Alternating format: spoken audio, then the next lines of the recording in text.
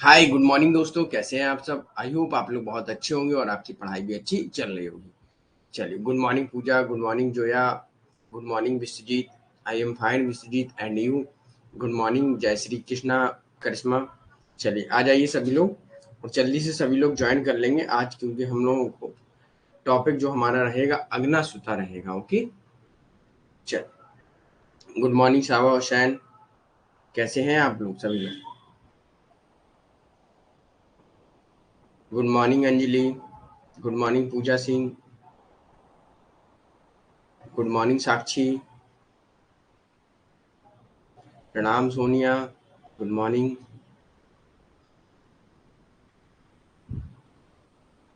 चलिए,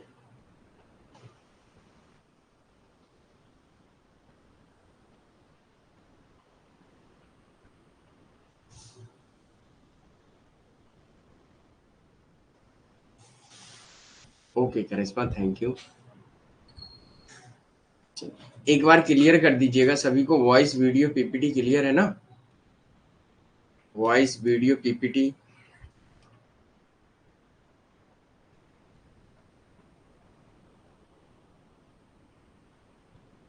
okay okay, very good very good. चलिए, सभी लोग ज्वाइन कर लिए। मीनू क्लास में आ गई हैं आप कि नहीं।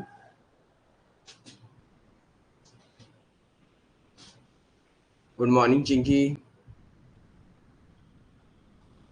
ये क्लास में आ जाइए तो एक बार हाय हेलो बोल लेंगे ना, जिससे कि पता चल जाएगा कि सर हम लोग बैठे हुए हैं ना।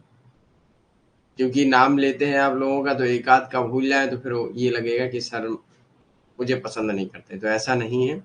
मुझे नाम जितने स्क्रीन पर दिख जाते हैं मैं सबका ले लेता हूँ, ठीक है। तो जो भी है सभी लोग एक बार हाय हेलो बोल दीजिएगा, है ना। चलिए, तो आज हम लोग यूनिट नंबर 3 का, जिसमें इंडियन थिंकर के बारे में पढ़ेंगे, तो उनका जो टॉपिक है यूनिट नंबर 3 में, तो उसमें आज हम लोग अगना सुता के बारे में पढ़ेंगे। तो अगना सुता क्या है, गुड मॉर्निंग निर्मला। अगना सुता क्या है, इनके बारे में हम लोग देखेंगे। ओके, चलिए।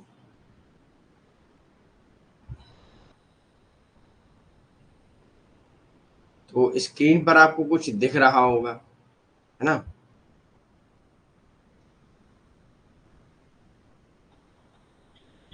कुछ दिखा, कुछ पौधे दिखे होंगे। गुड मॉर्निंग कंचन।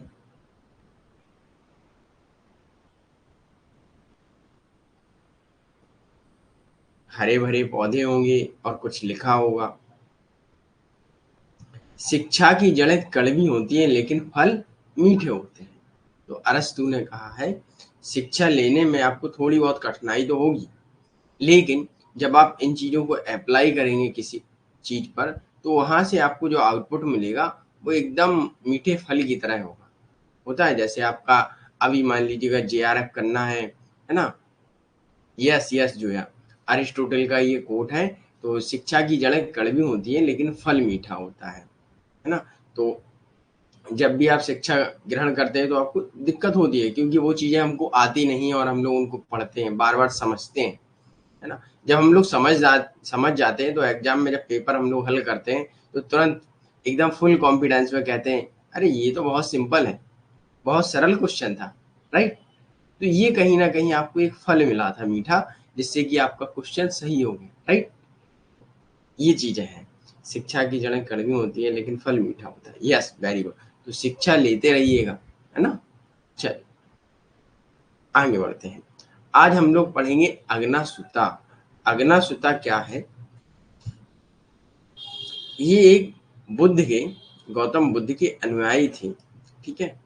अगना सुता जो 27 में सूत्र थे, ठीक।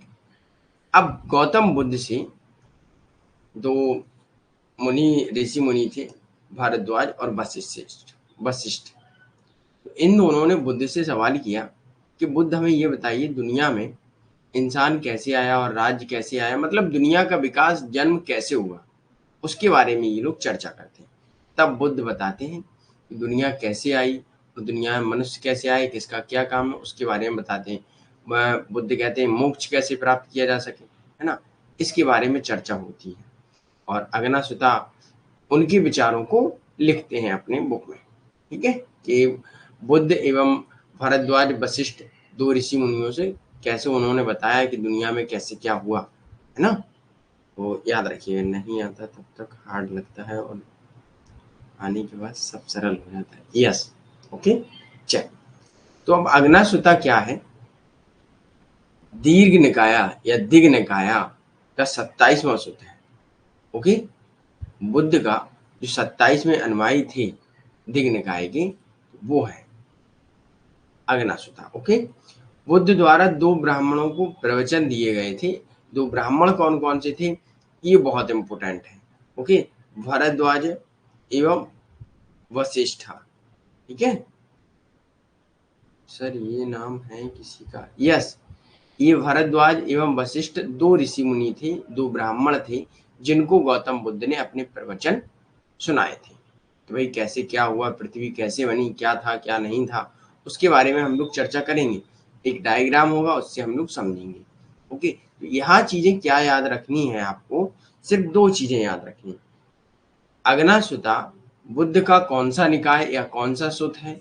तो 27वां सुत है, बुद्ध धर्म का 27 सुत है। ओके, और किन 2 ब्राह्मणों को प्रवचन दिए थे? भारद्वाज एवं वशिष्ठ। ओके, राधे राधे गुड्डू। अगला है, बुद्ध ने पृथ्वी की उत्पत्ति के बारे में एवं सामाजिक व्यवस्था के बारे में, जो हमने आपको स्टार्टिंग में ही बताया कि बुद्ध ये सब बताते हैं कि सामाजिक व्यवस्था कैसी होगी, समाज व्यवस्था का जन्म की व्याख्या की है कि कैसे जन्म हुआ है ना?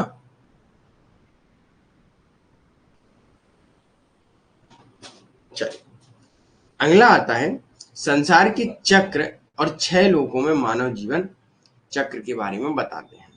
संसार का जो चक्र चलता है, 6 लोक होते हैं, उनके बारे में मानव जीवन की व्याख्या की है बुद्ध ने। वह कहते हैं पृथ्वी के निर्माण और सामाजिक व्यवस्था के बारे में कम है और जाति के खंडन के बारे में अधिक है। इन्होंने जाति का खंडन किया, सामाजिक व्यवस्था एवं पृथ्वी के निर्माण में थोड़ी बहुत व्याख्या की है, लेकिन जाति का खंडन अच्छी तरह से किया। ये जाति व्यवस्था सारी सब कुछ गलत है। इन्होंने यहाँ तक कि कहा था जो ज्ञान प्राप्त कर लेगा वो अरहत हो जाएगा। अरहत मतलब एक ऋषि मुनि होगा जो पढ़ा लिखा होगा। ठीक है, इन्होंने ब्राह्मणों के बारे में कुछ बताया है, उनके बारे में भी हम चर्चा करेंगे। उनका खंडन किया है और वो कहीं ना कहीं इनकी बात एक लॉजिकल भी है। ठीक है, उसके बारे में भी हम लोग चर्चा करेंगे। अगला पॉइंट है, ऋग्वेद में वर्णित जाति आधारित सिद्धांतों का खंडन किया है। ऋग्वेद में जो भी 4 वर्ण हैं, ब्राह्मण, क्षत्रिय, वैश्य, शूद्र, इन सब की उन्होंने आलोचना की है कि शूद्र भी एक ऋषि मुनि बन सकता है जब वो ज्ञान प्राप्त कर लेगा। मानव मानव होता है ना, सब इक्वल है। ये जाति व्यवस्था तो समाज में रहकर बनाई, भगवान ने तो बनाई नहीं है जाति व्यवस्था, है ना? करिश्मा विशिष्ट नहीं है, विशिष्टा है। ओके, वशिष्ठा, ये विशिष्ट हो जाएगा, विशिष्ट, वशिष्ठ। ओके, याद रखिए। जो साक्षी ने लिखा है ना, वशिष्ठ भी कह सकते हैं, हाँ सैडी वाला सा भी कर सकते हैं। ओके, वशिष्ठ एवं वशिष्ठा। ओके, चल आगे बढ़ते हैं। यहाँ तक किसी का कोई डाउट हो तो बताइए। मीनू क्लास में आ गई है कि नहीं?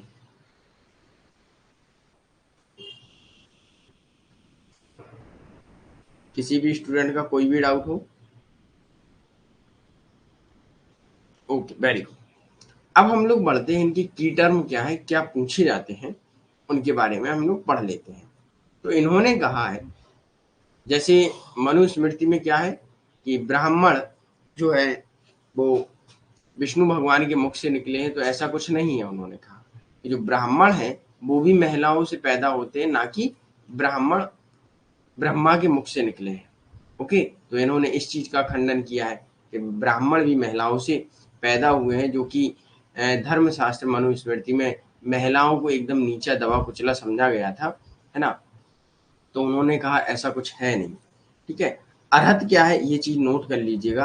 अरहत एक एक तो मान लीजिएगा शब्द है, और किसके लिए यूज किया जाता है कि जो आत्मज्ञान प्राप्त कर लेता है, जो शिक्षा ग्रहण कर लेता है, मतलब जो ध्यान में रहकर अपनी शिक्षा आध्यात्मिक ज्ञान प्राप्त कर लेता है, वह सभी जाति से ऊपर हो जाता है, उसे हम लोग क्या कहते हैं, अरहत। ओके, या ऐसा भी लिख के आ सकता है, अरहत। ठीक है, याद रखिएगा। और ये वो व्यक्ति है अरहत जो आत्मज्ञान अर्थात स्पिरिचुअल नॉलेज जान लेते हैं, आध्यात्मिक ज्ञान। ओके, जिनको वेदों का ज्ञान होता है, जो आध्यात्मिक, जो ध्यान लगाने में अच्छे होते हैं, उनको अरहत कहते हैं। इसमें एक चीज याद रखिए, अरहत में कोई भी जाति आ सकती है, जाति से कोई मतलब नहीं। सीधी सी याद रखिएगा चीज कि इन्होंने जाति व्यवस्था का खंडन किया है, जो कास्ट सिस्टम था उसका खंडन किया, आलोचना की, क्रिटिसाइज किया है। ओके, है ना। तो अरहत उनके लिए बहुत अच्छा माना है उन्होंने। एक जो पांचवी जाति के बारे में बात करते हैं वो अरहत है। ठीक है, अगला पॉइंट देखते हैं हम लोग। मैं धर्म में पैदा हुआ हूं, धर्म द्वारा बनाया गया हूं और उसका उत्तराधिकारी हूं, चाहे मैं किसी भी जाति में पैदा हुआ हूं। अब बात कहते हैं, अगर मैं धर्म के द्वारा बनाया गया हूं, जैसे हिंदू धर्म मान लीजिएगा, ठीक है, बनाया हूं, तो मेरा धर्म तो हिंदू ही है, कोई भी धर्म हो। हर धर्म में ऊंच नीच होती है ना। इस्लाम हो, मोमनन हो, जैन हो, सिख हो, ईसाई हो, है ना, क्रिश्चियन हो, कोई भी धर्म हो, सब में कहीं ना कहीं जाति सिस्टम भी रहता है, ये चीज समझ लीजिए। तो इन्होंने यहाँ सारी जाति व्यवस्था का खंडन किया है, बुद्ध ने, कोई भी धर्म हो। तो उन्होंने कहा है कि भाई जो जाति सिस्टम है वो खराब है ना। आपका अगर धर्म है, कोई भी धर्म खराब है। मैं अगर धर्म में पैदा हुआ हूँ, जैसे मान लीजिएगा मैं हिंदू धर्म में पैदा हुआ हूँ, ठीक, तो वहां जाति व्यवस्था क्या करना, मैं हिंदू धर्म में पैदा हुआ हूँ तो मैं ज्ञान प्राप्त करके मैं भी साधु बन सकता हूँ, मैं भी अच्छा ज्ञानी बन सकता हूँ, है ना। ये होता है। ओके, ये चीज क्लियर। अगला पॉइंट है, तो इसीलिए उन्होंने कहा है कि किसी भी जाति में पैदा हुआ हूँ लेकिन मैं धर्म का उत्तराधिकारी हूँ, तो मैं धर्म के अनुसार चलूंगा, ना कि जाति व्यवस्था के अनुसार। अगला पॉइंट, प्रत्येक व्यक्ति गुणवान बनने और प्राप्त करने का अधिकारी है। निर्वाण चाहे वे किसी भी जाति के हो, निर्वाण अर्थात मोक्ष प्राप्त करने के लिए सारे व्यक्ति उसके अधिकारी हैं कि उसे प्राप्त कर सके। कोई भी व्यक्ति हो, ए टू जेड, किसी भी जाति से हो, तो वो मोक्ष प्राप्त करने के लिए जो रास्ते बनाए गए हैं उन पर वो चल सकता है, वो किसी भी जाति का हो। ये नहीं कि आप शूद्र हैं तो आपको दबा कुचला के मार दिया जाएगा, ऐसा नहीं। आपको अगर ज्ञान प्राप्त करना है तो आप कर सकते हैं। ठीक है, ये चीज उन्होंने की है क्योंकि आपका धर्म आपको इजाजत देता है ना। धर्म को माने हैं, जाति का विरोध किया है। यस साक्षी, तो धर्म को ये ठीक मानते हैं लेकिन जाति का विरोध करते हैं। ओके, इसीलिए तो एक धर्म का जन्म होता है, बौद्ध धर्म, है ना। अब अगला आता है origin of the life on earth. वो बताते हैं कि पृथ्वी पर जीवन की उत्पत्ति कैसे हुई।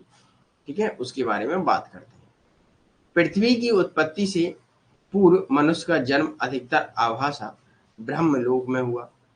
तब आभास एक ब्रह्मलोक में हुआ। ये ज्योतिर्मय प्राणी लंबे समय तक जीवित रहते थे, सिवाय आनंद के और कुछ नहीं खाते थे। और जबकि ब्रह्मांड सिकुड़ गया और सूर्य है या तारे ये सब में बट गए।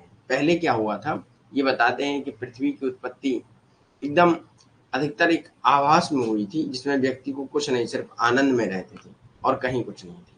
तब धीरे धीरे क्या हुआ, अब पहले लोग रहते थे आराम से और कुछ भी नहीं कर सकते थे। ठीक है, मतलब करते थे। अब यहाँ हम लोग कई चीजें पढ़ेंगे तो ये चीजें नहीं करते थे, वो एक आभास में हुआ था व्यक्ति का जन्म। तो उन्होंने कहा कि सबसे पहले पृथ्वी का जन्म कैसे हुआ, क्यों हुआ। उन्होंने कहा पहले जो चावल था, राइस, है ना, चावल, जो व्यक्ति थे पहले, सिर्फ व्यक्ति क्या करते थे, चावल रोज उगाते थे और रोज खाते थे। पहले चावल भी रोज उगता था और रोज खाते थे। ठीक है, बुद्ध ने कहा है। ठीक, उसमें क्या होता था, व्यक्ति ने चावल डाले और उग गए और उसे तुरंत काट के तुरंत खाए पिए, खत्म।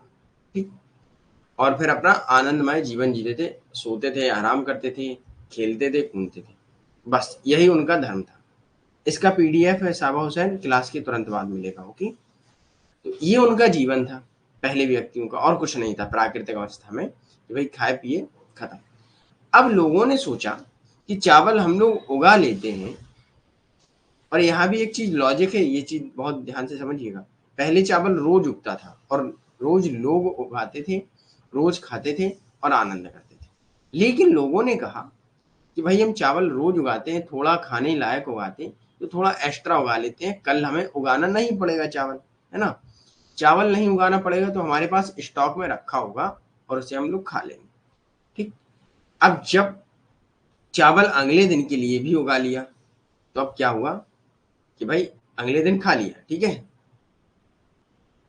देखिए साक्षी, ये बुद्ध के विचार हैं। ठीक है, मैं भी बुद्ध के टाइम नहीं था। ठीक, अब रियल में होता था कि नहीं होता था ये मैं नहीं बता सकता। ठीक है, जो बुद्ध ने कहा है मैं आपको वो पढ़ा रहा हूँ। ठीक, तो मैं तो बुद्ध के टाइम नहीं था, मैं अगर देखता तो मैं यहाँ रियल कर देता। ठीक है, चलिए। ओके, तो बुद्ध ने कहा था। अब जो चावल व्यक्तियों ने क्या किया कि एक दिन के लिए एक्स्ट्रा उगा लिया। अब एक्स्ट्रा उगा लिया तो उन्होंने कहा भाई अब हमें रोज रोज उगाना नहीं पड़ेगा, तो अब उनका एक काम खत्म हो गया कि अब रोज चावल नहीं उगाना है। ठीक है, तो ऐसे ही ऐसे उन्होंने कई समय के लिए उगा लिया, 6-6 महीने 3-3 महीने के लिए उगा लिया। इसीलिए कहा जाता है कि अब फसलें क्या होती हैं, 6-6 महीने पर होती हैं, 3-3 महीने पर होती हैं। पहले क्या होता था, रोज होती थी चीजें, है ना, बुद्धि के अनुसार। अब जब उगा लिए चावल, व्यक्ति फ्री हो गया, तो व्यक्ति फ्री होने के बाद क्या करेगा, सेक्सुअल इंटरक्रॉस होगा, मतलब प्रेम संबंध बनाएगा एक दूसरे से।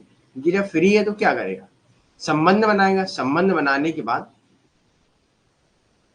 पॉपुलेशन बढ़ेगी, मतलब फैमिली होगा, एक परिवार आएगा।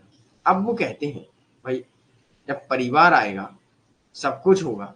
ठीक है, अब व्यक्ति फ्री था, पहले पहले फ्री था, रोज चावल उगा रहा था। उसने जैसे ही संबंध बनाए तो उसकी फैमिली भी बनी।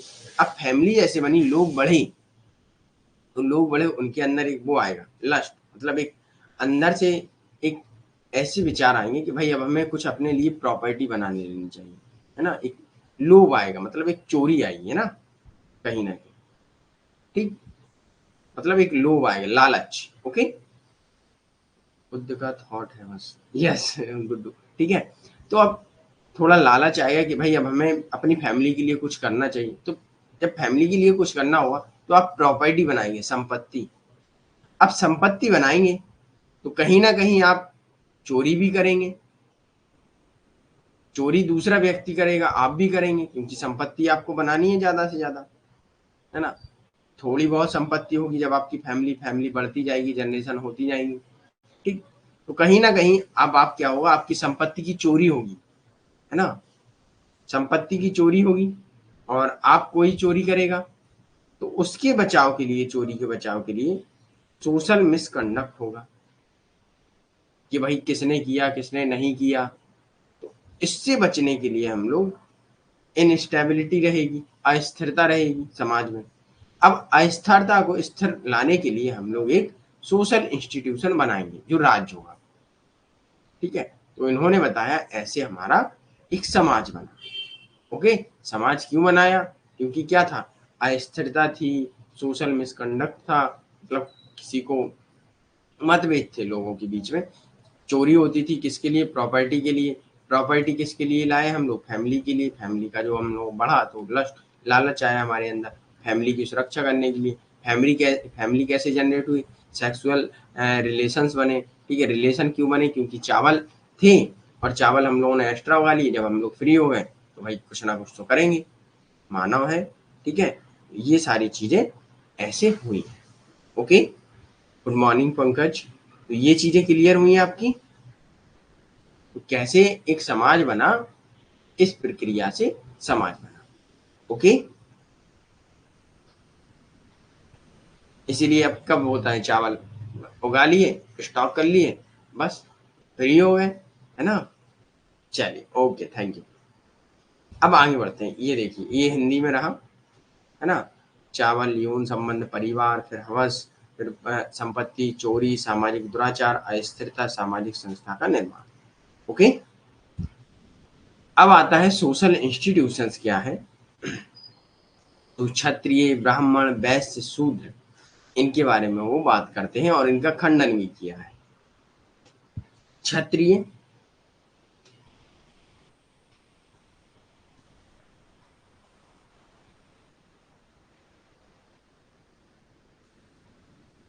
विश्वजीत क्या कहना चाहते हैं? चावल डेली नहीं उगता है, बाकी चीजें डेली हो रही हैं।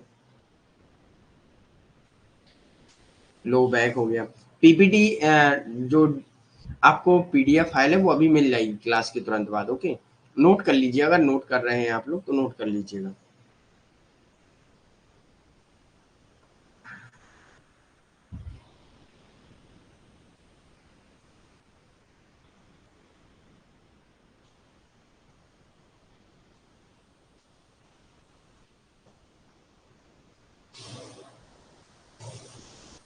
यस विश्वजीत,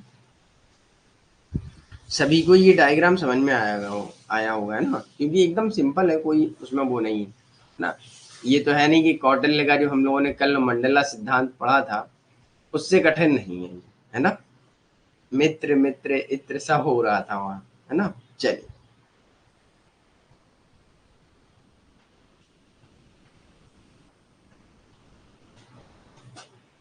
यस, चलिए चलिए, अब हम लोग आगे बढ़ते हैं। हो गया सोनिया, नोट कर लिया? चलिए, अब सोशल इंस्टीट्यूशन, सामाजिक संस्था के बारे में बात करते हैं। यस जोया, हरी हरी था ना।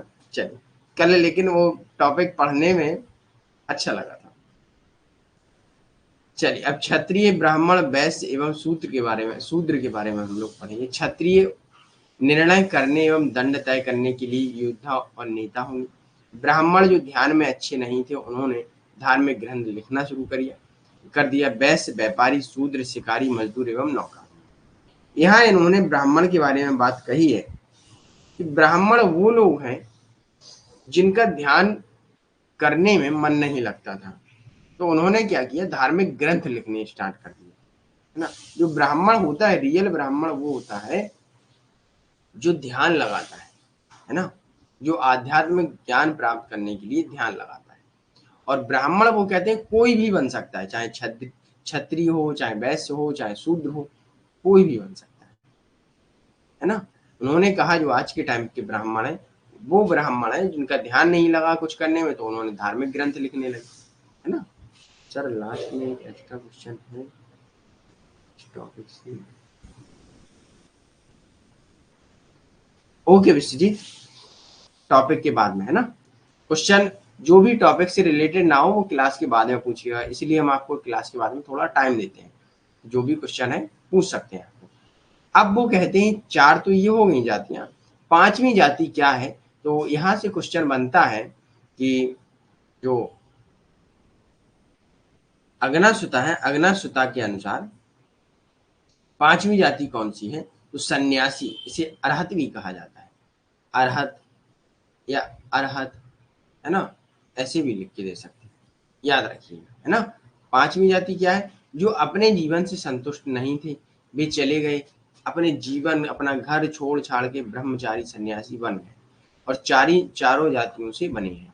ये अरहत है, ये सबसे ऊपर है, जिनको एक सामाजिक जीवन, भौतिक दुनिया से संतुष्टि प्राप्त नहीं हुई और वो लोग वापस अपने जंगल में चले गए और उन्होंने वहां ध्यान लगाया, ब्रह्मचारी जीवन जिए, सन्यासी बन गए। उनको इन्होंने पांचवी जाति सन्यासी अर्थात अरहत कहा। ओके, क्लियर कि अरहत क्या है? ये शब्द याद रखिएगा कि ये पांचवी जाति है। अग्नासुता के बारे में बुद्ध ने बताई है कि वो व्यक्ति जिनका ध्यान, मतलब जो समाज में या जीवन से संतुष्ट नहीं थे, तो उन्होंने अपना घर बार, सब सामाजिक दुनिया छोड़ छाड़ के एक आध्यात्मिक दुनिया जीने चले गए, सन्यासी बन गए। ओके, ये चीजें क्लियर याद रखिएगा। अब यहाँ तक आपका टॉपिक समाप्त है। अब कोई भी डाउट हो आपका तो पूछ सकते हैं। ओके, चलिए विश्वजीत, कोई डाउट? अरहत मतलब ज्ञान का भंडार। यस करिश्मा, कह सकते हैं, है ना।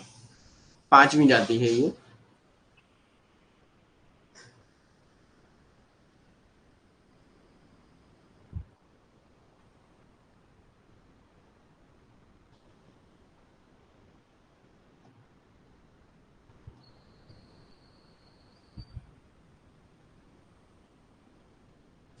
हाँ, इससे रिलेटेड भी नहीं है तो विश्वजीत आप पूछ सकते हैं। ओके, हाँ, साबा हुसैन बहुत शॉर्ट था। अब तो कई ऐसे थिंकर होंगे, जैसे कबीर होगा, बर्नी होगा, है ना, और जवाहरलाल नेहरू होगा। ये बहुत शॉर्ट है, छोटे छोटे टॉपिक है, तो हो सकता है एक दिन में हम लोग 3 या 2 कर लेंगे। सेकंड लास्ट, ये लीजिए।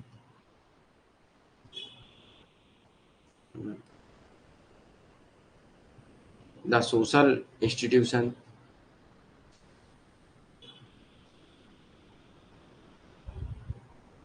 नॉट सीटीवीटी पे अंतर बता दीजिए, कंफ्यूज कर रहा है विश्वजीत। देखिए, सीटीबीटी में आपके लिए आईआर का जब टॉपिक होगा तब वहां पूछिएगा, ठीक है। मैं यहाँ इसलिए नहीं बताऊंगा क्योंकि यहाँ चीजें सभी को कंफ्यूज होंगी, ठीक है। जो भी न्यू स्टूडेंट होंगे वो कहेंगे सर एनपीटी और सीटीबीटी क्या है ना। एक होता है कंप्रीहेंसिव, अर्थात मतलब एक सभी के लिए, है ना, संयुक्त रूप से, ठीक है। और एन एनपीटी क्या है, ये न्यूक्लियर है, ठीक। और ये सीटीबीटी क्या है, ये कंप्रीहेंसिव है, ये संयुक्त रूप से है, ठीक है। इतना समझ लीजिएगा अभी, और कुछ नहीं समझना है आपको, है ना। चलिए, और किसी का कोई डाउट? अरे सॉरी नहीं विश्वजीत, कोई बात नहीं, पूछा अच्छी बात है, लेकिन हम उतना ही आपको बताएंगे जितना कि आप समझ सकें, ठीक है। क्योंकि अगर हम उसे यहाँ ले लेंगे पूरा, तो जो भी न्यू स्टूडेंट क्लास को देखेगा उसका टॉपिक मिक्स हो जाएगा, ठीक है। इसलिए सीटीबीटी में थोड़ा ही अंतर है, एक कंप्रीहेंसिव की बात करता है और एक न्यूक्लियर की। ओके ओके, चलिए। हाँ, और थर्ड यूनिट से देखिए, थर्ड यूनिट 1, यूनिट 2, इनसे कोई भी क्वेश्चन हो तो आप पूछ सकते हैं, ठीक है। क्योंकि जो पहले पढ़ चुके हैं हम लोग उनसे पूछ सकते हैं। इससे क्या फायदा होता है कि आप पूछेंगे तो जितने भी स्टूडेंट क्लास में हैं वो लोग, उनका रिवीजन हो जाएगा। ओके, किंग के बारे में बात करते हैं, सोनिया किंग के बारे में बात नहीं करते हैं ये, ठीक है। जाति व्यवस्था का खंडन करते हैं और धर्म के बारे में बात करते हैं, ठीक है, कि समाज की उत्पत्ति कैसे हुई, क्या हुआ, है ना। क्योंकि जब लोग अच्छे हो जाएंगे तो किंग की क्या आवश्यकता है।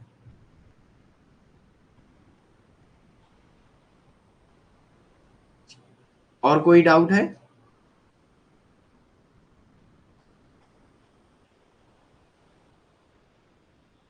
नहीं है ना। चलिए, तो यहाँ हम लोग एक और टॉपिक ले लेते हैं। ओके, तो टॉपिक हम लोग देख लेते हैं कौन सा लें, इसी से रिलेटेड लेंगे। ओके, क्योंकि वो भी समाप्त हो जाएगा तो ज्यादा अच्छा रहेगा।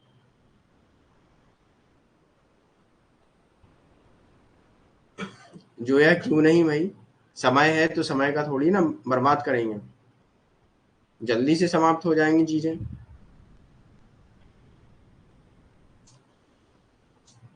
विवेकानंद को पढ़ेंगे। ओके,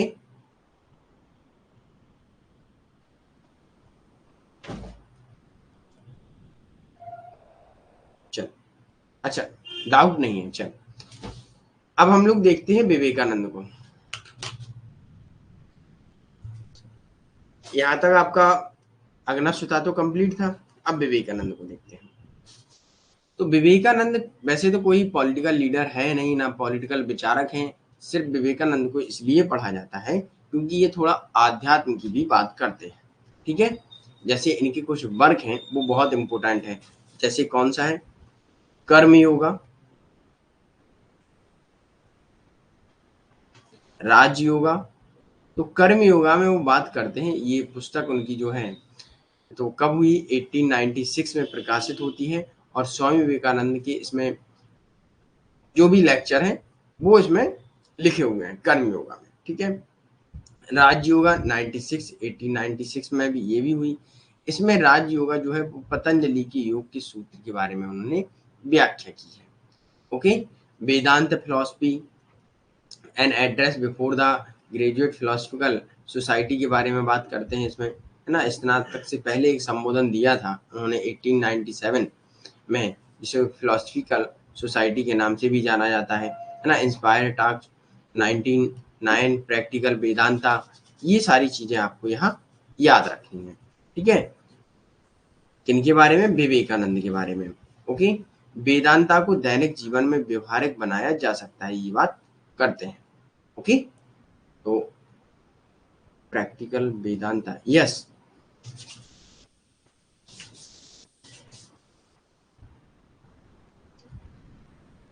चलो आगे बढ़ते हैं, इनका थोड़ा जन्म देख लेते हैं, कब हुआ और किस नाम से जाना जाता है। जैसे कि आपको पता है, बचपन से आप लोग पढ़ते आ रहे हैं कि नरेंद्र नाथ दत्त, है ना, एक मठवासी नामक के नाम से भी जाने जाते हैं, है ना। उनका जन्म कहाँ हुआ? उत्तरी कलकत्ता में हुआ, एक उच्च वर्ग कास्ट परिवार में हुआ था, है ना। और इनका सामाजिक मामलों में प्रगतिशील विचार भी रहा। विश्वनाथ इनके पिता है, जो वकील थे।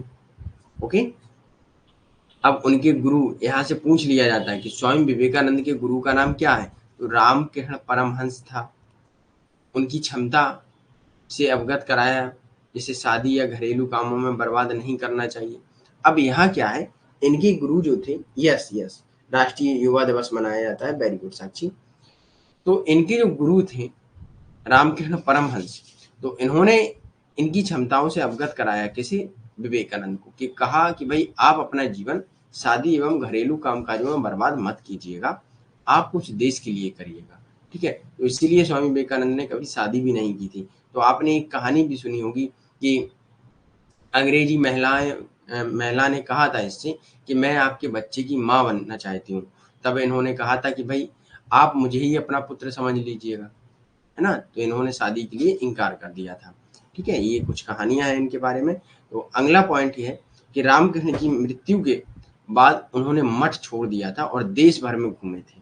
देश में घूमने के बाद उन्होंने लोगों से जानकारी ली, लोगों से परिचित हुए और देश के बारे में समझा। गरीबी, विकलांगता, बीमारी, ये सब चीजें उन्होंने देखी। मतलब जितनी भी समस्याएं थी, अंधविश्वास था, अज्ञानता था, इन सब के बारे में उन्होंने देखा और इन्होंने इनके ग्रंथ में इन सब का भी प्रभाव, इन सब की भी इन्होंने व्याख्या की है। ठीक है, उन्होंने भारत के सामाजिक उत्थान के लिए भौतिक सहायता प्राप्त करने के लिए अमेरिका की यात्रा की। तो अब कहीं ना कहीं आपको अगर दिख रही होंगी ये प्रॉब्लम्स, है ना, इन प्रॉब्लम्स को से उठने के लिए उन्होंने अमेरिका की यात्रा करते हैं और सहायता प्राप्त करने के लिए जाते हैं। तो ये जब ये प्रॉब्लम देखी, तो ये प्रॉब्लम कहीं ना कहीं एक पॉलिटिकल आइडिया से जुड़ जाती हैं, राजनीतिक विचार से जुड़ जाती हैं, क्योंकि ये एक राजनीतिक मुद्दा भी बन जाता है। इसलिए हम लोग पढ़ लेते हैं। ठीक है, सामाजिक उत्थान, है ना, वेलफेयर स्टेट काम करता है, तो उसके लिए बात करते हैं। ओके, उठो जागो और तब तक नहीं रुको जब तक कि लक्ष्य प्राप्त ना हो जाए। यस साक्षी, वेरी गुड, यस यस। तो ये चीजें आपको याद रखना है, थोड़ा वेट करिएगा 2 मिनट।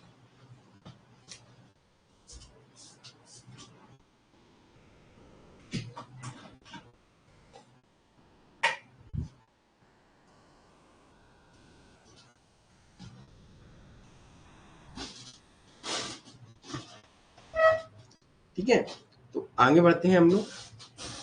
उन्होंने जोर देकर कहा कि देश के लोगों को धर्मनिरपेक्ष के साथ साथ आध्यात्मिक भी होना चाहिए। तो स्पिरिचुअल भी होना चाहिए लोगों को एक आध्यात्मिक ज्ञान। देखिए, आध्यात्मिक स्पिरिचुअल का मतलब क्या होता है जानते हैं आप लोग? चलिए, जो भी स्टूडेंट जानते हैं बताइएगा, स्पिरिचुअल फॉर्म्स क्या होते हैं आध्यात्मिक?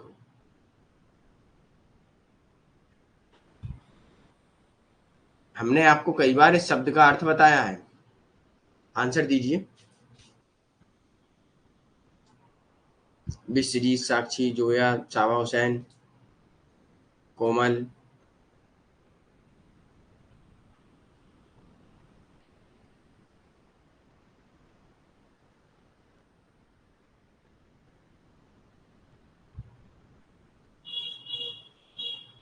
गुड्डू, आत्मा का ज्ञान होना चाहिए ना, अध्यात्म, यही कह रहे हैं। जोया, अपने धर्म की deep study. No, wrong answer. Guddu, wrong answer, है ना, धर्म से जुड़ा हुआ बिल्कुल नहीं। अरे ये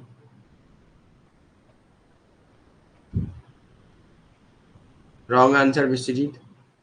जब आप लोगों को पता नहीं है तो पूछा क्यों नहीं? सबसे पहली तो बात ये है। अगर आप भूल गए तो दोबारा पूछ सकते हैं ना। यही शब्द मैनिपुलेट करके आपको एग्जाम एनटीए आपको कंफ्यूज करेगा और आप कहेंगे कि सर मैंने ये पढ़ा नहीं था, तब क्वेश्चन गलत होंगे आपके। समझते नहीं हैं आप लोग। स्पिरिचुअल आध्यात्मिक वो होता है, जैसे मान लीजिएगा आप ये हैं और मैं ये हूँ, ठीक है। मैं हरदम अपने बारे में अच्छा सोचूंगा, ठीक है, मैं अपने बारे में, राइट। तो आप अपने बारे में जैसा सोचेंगे वैसा ही दूसरे व्यक्ति के बारे में आप सोचेंगे कि मेरे स्थान पर अगर कोई अन्य व्यक्ति होता तो वो कैसे काम करता, ठीक है। मतलब कि ये है कि आप नहीं चाहेंगे कि मुझे कोई व्यक्ति नुकसान पहुंचाए, है ना। तो आपको भी अपने आप से ये वादा करना पड़ेगा, ये ड्यूटी आपका ये कर्तव्य होगा कि आप किसी व्यक्ति को नुकसान नहीं पहुंचाएंगे। ये होती है स्पिरिचुअलिटी। ओके, मतलब किसी भी व्यक्ति को अपने स्थान पर रख कर देखना कि जब आपको नुकसान पसंद नहीं है तो दूसरे व्यक्ति का भी नुकसान नहीं करना चाहिए आपको। क्लियर?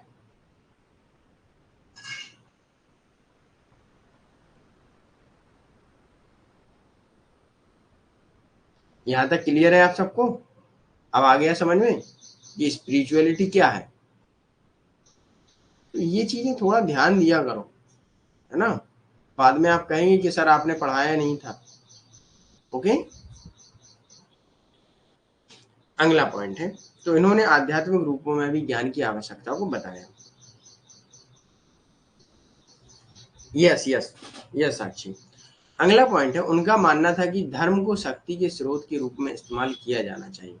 मतलब शक्ति, लोगों को क्या होना चाहिए, धर्म है आपका, उस धर्म की शक्ति मतलब गलत रूप से नहीं करना चाहिए, एक अच्छे रूप से करना चाहिए कि आपको धर्मनिरपेक्ष होना चाहिए, दूसरों की मदद करनी चाहिए। ये होती है, देखिए धर्म सारे अच्छे होते हैं और सारे धर्म का आपको सम्मान करना चाहिए, ठीक है।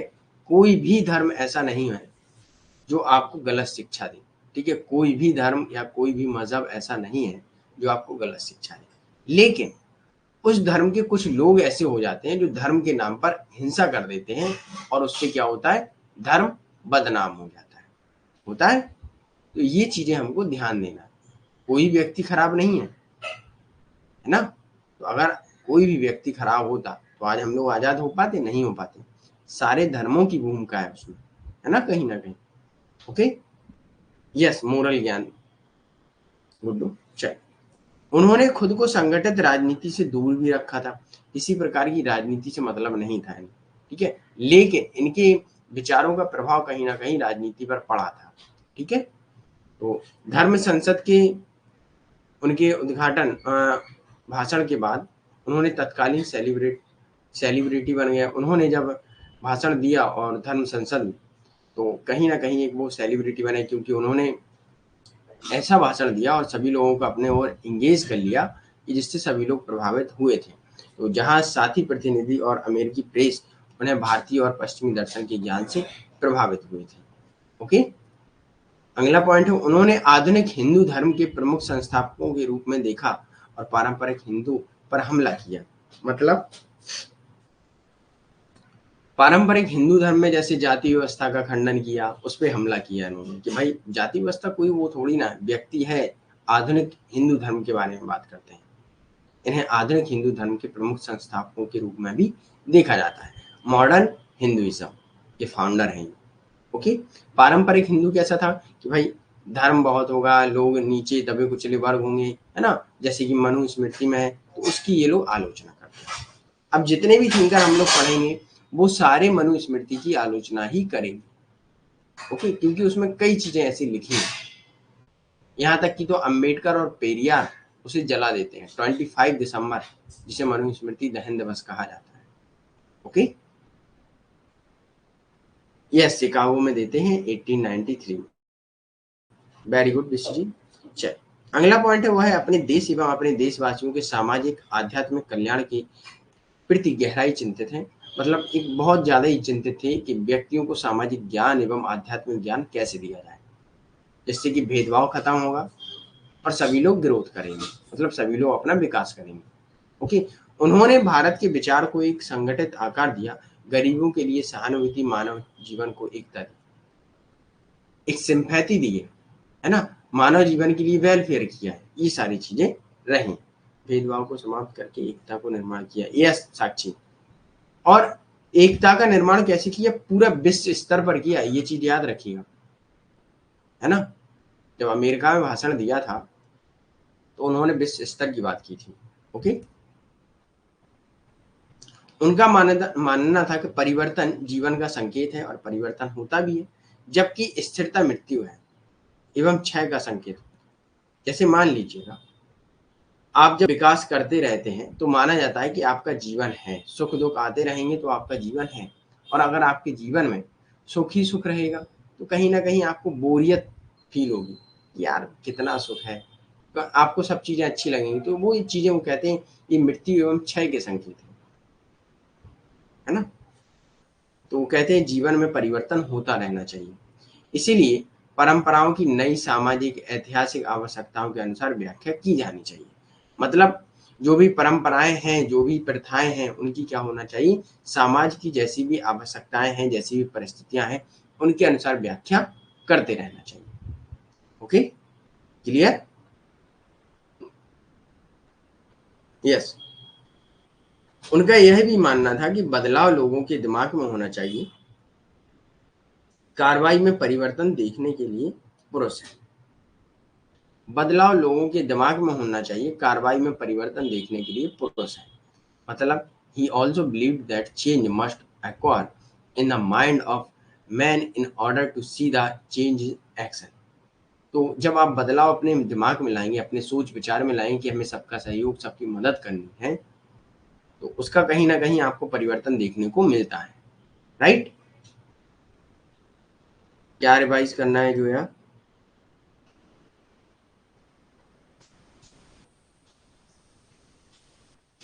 कौन सा पॉइंट करना है ये बताइए।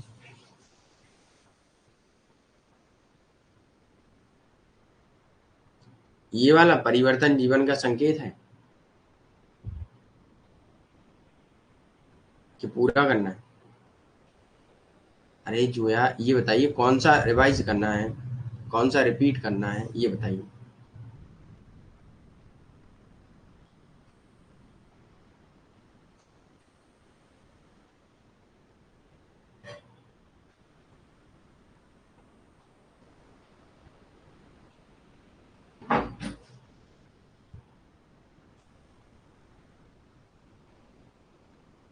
देखिए, प्राकृतिक जीवन का संकेत, सॉरी, वो कहते हैं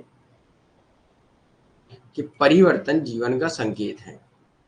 परिवर्तन है वो जीवन का क्या है, संकेत है। कैसा है, बात करते हैं कि जीवन में जब तक परिवर्तन है तब तक हम लोगों को अच्छा लगता है ना।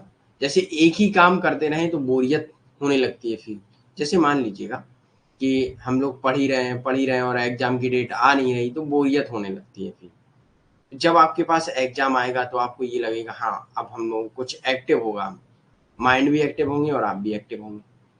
परिवर्तन हुआ थोड़ा बहुत, पहले हम लोगों ने तैयारी की, उसके बाद एग्जाम आया, फिर रिजल्ट आया, तो ये परिवर्तन हो रहे हैं धीरे धीरे।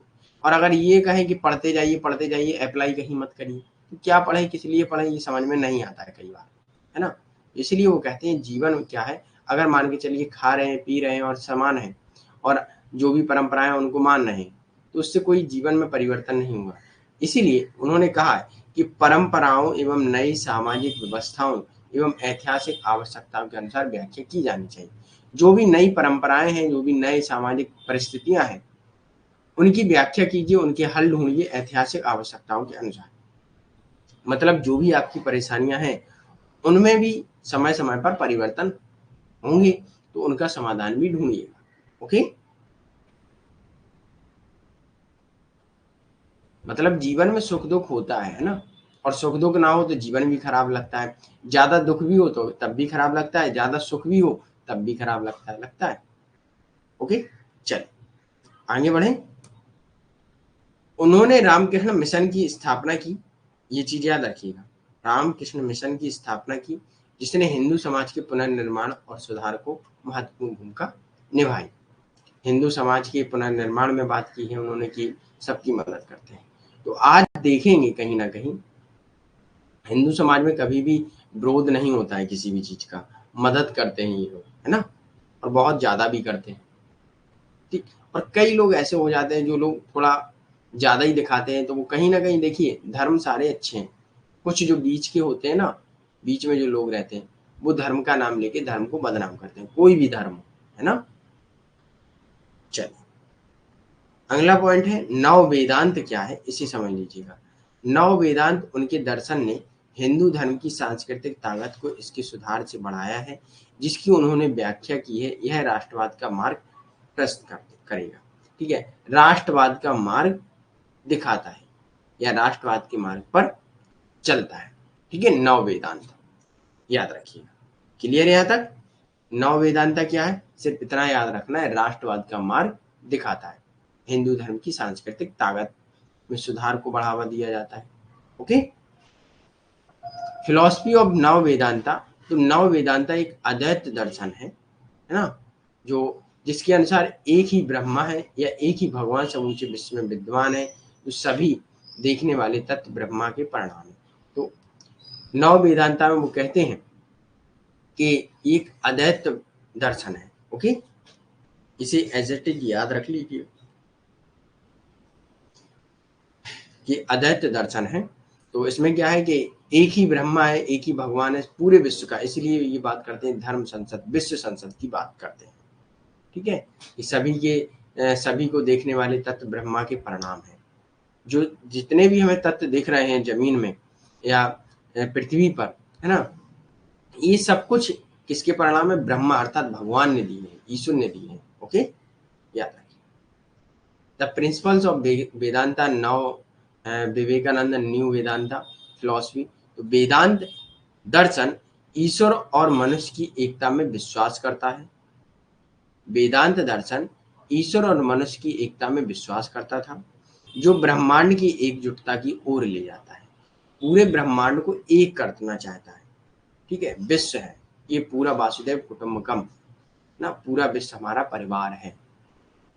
ओके, इस पर बात करते हैं। अगला पॉइंट है, यह मानवता की सेवा में निस्वार्थ कार्रवाई को बढ़ावा देते हैं, कि हमें जो भी सेवा करेंगे सिर्फ ये मान के चलेंगे कि वो भगवान है, वो भगवान ही है जिसकी हम मदद कर रहे हैं, ठीक है, जिसे भगवान की सेवा के रूप में माना जाता है। नव वेदांता फिलॉसफी ये कहते हैं कि आप अगर किसी की सेवा कर रहे हैं तो ये मान लीजिएगा आप भगवान की सेवा कर रहे हैं, भगवान का वो रूप है, उसकी हम सेवा कर रहे हैं निस्वार्थ। ओके,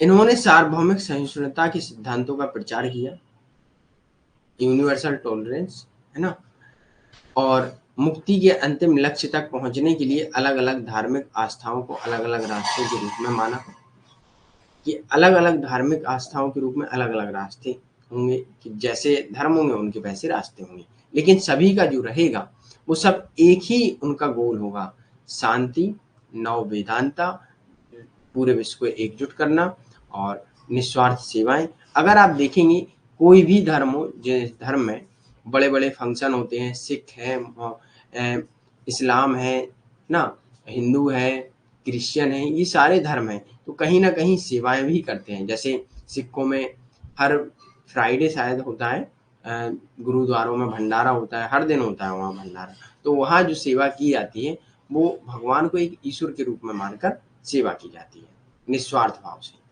ओके, जैसे कि मान लीजिएगा जो अभी क्या मुहर्रम था ना, तो उसमें भी जो भंडारे होते हैं वो लगाए जाते हैं स्टॉल, तो वो भी वहाँ एकदम निस्वार्थ सेवा की जाती है। ओके, ठीक है, यहाँ तक क्लियर सभी को। इसलिए उन्होंने कहा है कि जो नव वेदांता सेवा है वो बलिदान स्वतंत्रता को कायम रखता है। नव वेदांता फिलॉसफी सब में अप्लाई होती है, सारे धर्म में। ओके, क्लियर है यहाँ तक सभी को? Yes yes, good. चलिए, अब सांस्कृतिक राष्ट्रवाद क्या है, कल्चरल नेशनलिज्म क्या है, तो इसे हम लोग थोड़ा देख लेते हैं।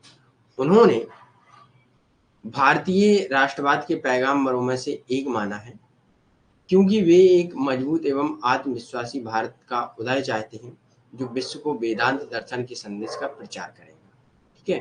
तो भारतीय राष्ट्रवाद के पैगंबरों में एक माने जाते हैं, राष्ट्रवाद नेशनलिज्म को फैलाने की बात करते हैं, विश्व को वेदांत दर्शन के संदेश का प्रचार करेंगे। वेदांत दर्शन क्या होगा कि भाई जिसमें सारे धर्म अपने धर्मों के अनुसार एक रास्ते चलेंगे और उन सबका गोल यही होगा, स्वतंत्रता, मतलब राष्ट्रवाद फैलाना, लोगों की मदद करना, ये चीजें होंगी। ओके, अगला पॉइंट है, उन्होंने माना कि भारत के इतिहास के मार्गदर्शक सिद्धांत है, धर्म प्राथमिक है जबकि समाज सुधारक गौण है। तो धार्मिक धर्म प्राथमिक है और समाज सुधार द्वितीय स्थान पर है। ओके, याद रखिए। मुहर्रम में भी होता है, नवरात्रि में भी होता है, यस मुहर्रम में होता है, नवरात्रि में होता है, तो सारे धर्म सेम काम करते हैं। ओके, अगला है, धर्म ही वह नैतिक बल है जो व्यक्ति और राष्ट्र को शक्ति प्रदान करता है। तो ये कहते हैं कि धर्म व्यक्ति को राष्ट्र के लिए, राष्ट्र को प्राप्त करने के लिए आगे बढ़ाता है, शक्ति प्रदान करता है। जैसे धर्म में क्या होता है कि हमारा धर्म क्या कहेगा कि एक राष्ट्र के प्रति हम लोग जागरूक हों, तो कहीं ना कहीं सारे धर्म का यही लक्ष्य होता है। ओके, याद रखिएगा। यस, धर्म को प्राथमिकता दी है।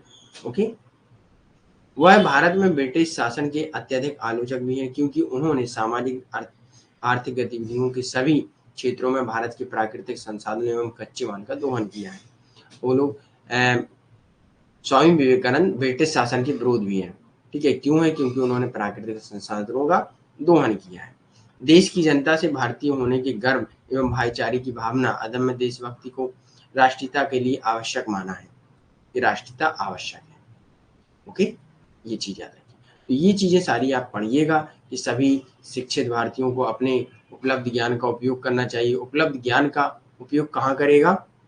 कि भाई एकता की भावना लोगों में जगाएगा, नैतिकता, आत्मसात, स्पिरिचुअलिटी, ये सारी लोगों में जगाएगा, तो अपने ज्ञान का उपयोग करेगा लोग। ओके, यस यस, ये धर्म को उस धर्म के बारे में नहीं कहते हैं, धर्म के बारे में लोगों की मदद, नव वेदांता। ओके, देश में भारतीय है मतलब सब नागरिक को प्राथमिकता दी। यस, ओके, नागरिकता को प्राथमिकता देते हैं, धर्म को मानते हैं। ओके, यहाँ तक क्लियर है सभी को? अब हम लोग देख लेते हैं राष्ट्रवाद की अवधारणा के कुछ घटक बताए हैं उन्होंने कि विविधता के बावजूद भारतीय लोगों में एकता है। अगर देखेंगे तो हम लोग डाइवर्सिटी कितनी है, बहुत ज्यादा है, हर एक धर्म है, हर जाति है, बहुत कुछ है, उन सब के बारे में इन्होंने अलग अलग बताया है कि डाइवर्सिटी होने के बाद भी लोगों में एकता है। एकता कैसे? सब लोग राष्ट्रवाद, ओके, राष्ट्रवाद के प्रति रहते हैं, जाति व्यवस्था की बुराई को दूर कर सामाजिक एकता की बात करते हैं, विभिन्न धर्मों की शिक्षाओं में समानता मानते हैं कि सारे धर्म शिक्षा समान देते हैं, सारे धर्म राष्ट्रवाद के बारे में बताते हैं, नैतिकता के बारे में बताते हैं, है ना। जीवन को समाज सेवा एवं राष्ट्र के लिए समर्पित करना, भारत में राष्ट्रीयता या राष्ट्रीय भावना को विकसित करने के लिए युवाओं को जागृत किया जाता है, यूथ को। ओके, इसीलिए युवा दिवस मनाया जाता है 12 जनवरी को, है ना, याद रखिएगा। सोशलिज्म का इन्होंने क्रिटिसाइज किया है, तो यहाँ बहुत इंपॉर्टेंट चीज है, ये चीज याद रख लीजिएगा। सर ये समाजवादी है ना, समाजवाद के आलोचक हैं ये। ओके, तो ये समाजवाद के आलोचक रहे हैं, कैसे रहे हैं वो चीज समझ लीजिएगा थोड़ा। लेकिन गरीबी एवं भुखमरी के कारण नैतिक प्रगति प्राप्त करना कठिन है, इसलिए इससे निपटने के लिए उन्होंने, इससे उभरने के लिए समाजवाद को स्वीकार भी किया। देखिए, समाजवाद को इन्होंने आलोचक भी माना है और उसे स्वीकार भी किया है। क्यों किया है? तो उसके लिए उन्होंने कहा है कि मैं एक समाजवादी इसलिए नहीं हूँ क्योंकि मुझे लगता है कि एक आदर्श व्यवस्था है, बल्कि रोटी ना होने से आधा रोटी बेहतर है। इसके बारे में वो बात करते हैं कि समाजवाद एक ऐसी व्यवस्था है जिसमें लोगों को, जैसे किसी भी व्यक्ति के पास कुछ भी नहीं है तो उसके पास कुछ होगा समाजवाद में। जैसे मान लीजिए कोई व्यक्ति है, उसके पास रोटी नहीं है, तो समाजवाद में क्या होता है, मैंने आपको पढ़ाया है, आप उसमें देख लीजिएगा, जो हमारा यूट्यूब चैनल है जिसमें हम लोग 7 AM क्लास करते हैं, आज तो नहीं ली है, 2 दिन से हो नहीं रही है क्लास, कुछ टेक्निकल इशू रहा है उसमें, तो इस वजह से, लेकिन हो सकता है कल होगी, मैं आपको लिंक भेज दूंगा। ठीक है, तो इसमें क्या था समाजवाद में कि समाज के अंदर जितने भी व्यक्ति होंगे सभी सहयोग से रहेंगे, कोऑपरेशन रहेगा। ओके, तो कोई भी अगर व्यक्ति जिसके पास खाने के लिए नहीं है, तो समाजवादी व्यवस्था ऐसी होती है जिसमें लोगों के पास खाने के लिए नहीं है, लेकिन आपको कुछ ना कुछ मिल जाएगा समाजवाद में। ठीक है, ये रहता है। लेकिन ये समाजवाद के आलोचक हैं। ओके, अब मानवता का सुसमाचार क्या है, इसे भी समझ लेते हैं। तो वह मानवतावाद के प्रतिपादक हैं। उनके लिए संपार्श्विक आध्यात्मिकवाद में विश्वास है, मतलब स्पिरिचुअलाइज है ना, स्पिरिचुअलिज्म भी बोला जाता है इसे, आध्यात्मवाद। ओके, आध्यात्म मैंने बताया है आपको, ये याद रखिए। मनुष्य की उनकी अवधारणा मानवता का मूल इस बात पर आधारित है कि जब मनुष्य अपने पशु अस्तित्व से ऊपर उठता है तो वह खुद को पूर्णता की खोज में समर्पित करता है। मतलब क्या है, पूर्णता की खोज में समर्पित करता है। पशुवत अस्तित्व मतलब दूसरों को मानना या दूसरों पर अत्याचार करना। इस अवस्था से अगर आप ऊंचा उठते हैं, है ना, कि लोगों की हम मदद करेंगे, लोगों के लिए कल्याण करेंगे, तो ये कहीं ना कहीं आपके जीवन को एक मानवता, एक पूर्णता की ओर ले जाता है। ओके,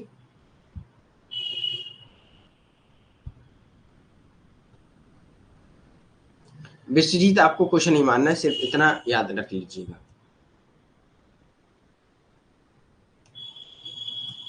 ये लाइन याद कर लीजिएगा, मैं एक समाजवादी इसलिए नहीं हूँ क्योंकि मुझे लगता है कि यह एक आदर्श व्यवस्था है, बल्कि रोटी ना होने से रोटी होना बेहतर है। तो इन्हें समाजवादी कहेंगे, ठीक है, समाजवादी कहेंगे, लेकिन आलोचक भी कहेंगे। और क्वेश्चन जब पूछा जाएगा तो मिक्सअप करके पूछा जाएगा, ठीक है, या पूछ लिया जाएगा कि स्वामी विवेकानंद समाजवादी थे, और रीजन में दे देंगे समाजवाद की उन्होंने आलोचना भी की है, तो दोनों सही होंगे। ओके, याद रखिए। यस सोनिया, ठीक है। तो उन्होंने कहा जब व्यक्ति अपने पशुवत स्तर से ऊंचा उठेगा तब व्यक्ति अपनी पूर्णता की ओर बढ़ेगा। ओके, उन्होंने कहा है कि मनुष्य मुख्य रूप से सद्गुणों से संपन्न है, जिसे उसे निरंतर विकसित करना चाहिए।